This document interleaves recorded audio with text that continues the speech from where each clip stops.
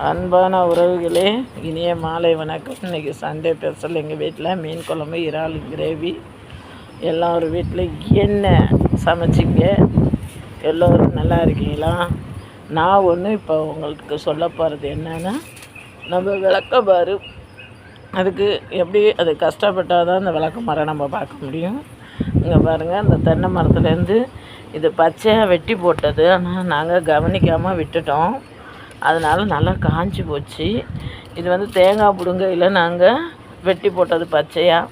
அதுலேருந்து கழித்து எடுத்துகிட்டு வந்து இந்த பாருங்கள், இந்த காஞ்சி போயிட்டாக்க நம்ம உடனே கிழிக்க முடியாது. இதுவும் பாதி அதில் தோவை இருக்கும். ஆமாம், அதோட கிழிச்சு போட்டு அதுக்கப்புறம் இந்த மாதிரி இது மாதிரி ஊற போட்டு அதுக்கப்புறம் கிழிச்சா தான் நல்லா அந்த விளக்கமாறு கீத்து இல்லாமல் வந்துடும். சரிங்களா? நீங்கள் இது மாதிரி பண்ணியிருக்கீங்களா என்னான்னு தெரியாது. நாங்கள் விளக்கமாறு எப்பொழுதுமே கத்தையாக கிழித்து நாங்கள் வச்சுக்குவோம் எங்கள் வீட்டுக்கு. ஏன் கடையில் போய் வாங்கினோம்? ஆனாலும் நாங்கள் வந்து டைல்ஸு போட்டிருக்கிறதுனால நாங்கள் அந்த விளக்கமாறு மாதிரி ஒன்று விற்கிது, அதை வாங்கி கூட்டிக்கிறது.